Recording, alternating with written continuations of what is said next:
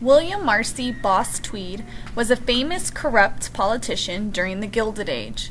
Gilded means that something is covered thinly with a gold paint, as if it is hiding what is beneath it. So during the time period of U.S. industrial growth, the country looked like it was very prosperous, but really bad things lied beneath. Boss Tweed is the perfect example. He was a government leader who seemed like he was doing what was best for the people of New York, and really, he was stealing money from the government for himself. He held office in New York City as well as New York State between 1851 and 1871. For 20 years, Tweed was part of what was considered the Tammany Ring.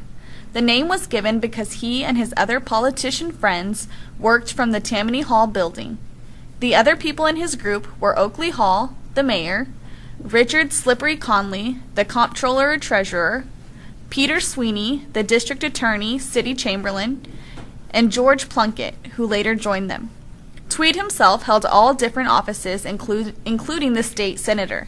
These men had their hands in all aspects of the government, from the state legislature to the state Supreme Court. Even the governor of the state was controlled by the Tammany Ring. New York City during this time was a place where rich people lived.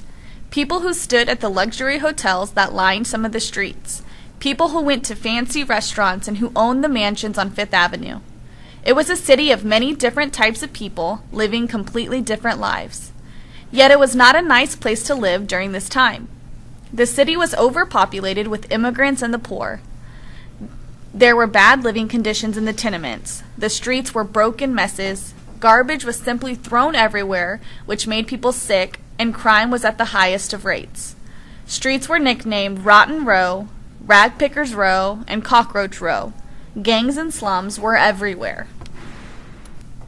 There were also a lot of problems with the government. It was not organized well. There were various departments and commissions, but nothing was really clear. There was no list of rules or set duties given to anyone. Some departments actually conflicted with each other, where others had no one in charge of them. There were thousands of taxpayers' dollars spent, and yet the money couldn't actually be accounted for. At times, there were actually multiple city governments instead of just one. Tweed took full advantage of these problems to get elected. He helped fix some of these problems, but paid himself as well as all of his friends a ton of money for doing so. He is what we call a political machine.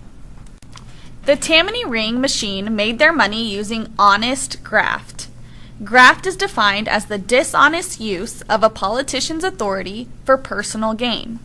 An example of honest graft would be someone making a political donation or giving someone a political favor for something else in return.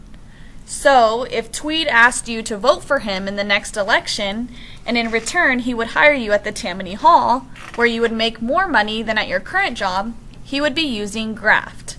But Tweed claimed that there was such a thing as honest graft.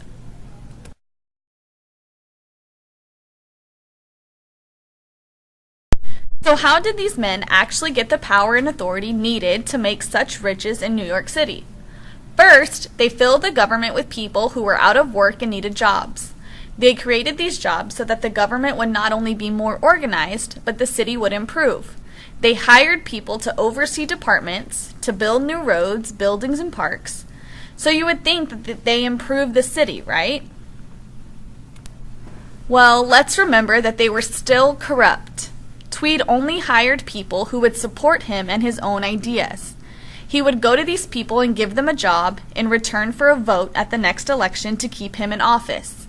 They had to support everything he wanted or they would lose their jobs. So, he had complete control of the government. No one would oppose him or his other Tammany Hall buddies because they were afraid to lose their jobs. The next thing Tweed would do with his new organized government is make himself some money.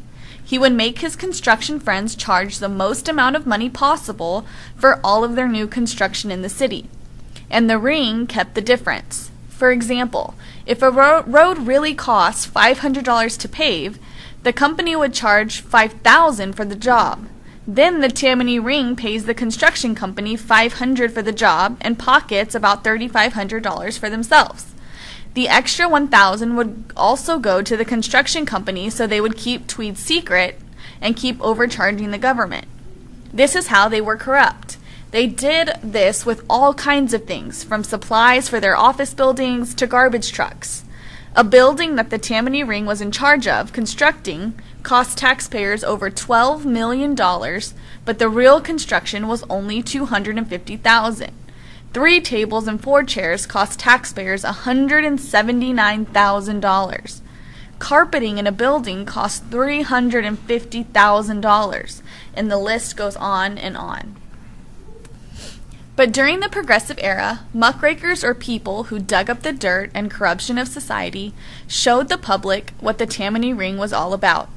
People like Thomas Nast, a famous American political cartoonist, was best known for showing off the corruption of Boss Tweed. His illustrations appeared in famous magazines, and eventually the people of the city called for a trial. Afterwards, Boss Tweed did go to jail, but just for a short period of time, as all of his friends in government did the best they could to get him right out. All of the Tammany Ring members slowly left town. The city had lost $50 million up to this point from honest graft. However, some people suspect the number to be as big as $200 million or more.